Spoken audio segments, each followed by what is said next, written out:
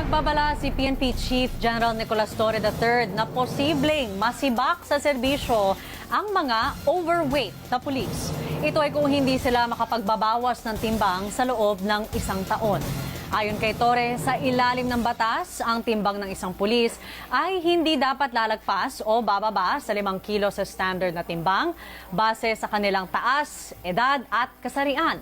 Kabilang ang pagbabawas ng timbang sa mga unang direktiba ni Torre mula noong maluklok siya bilang bagong PNP chief. Sakop nito ang lahat ng tauhan ng pambansang pulisya mula patrolman at patrolwoman hanggang mga senior police official.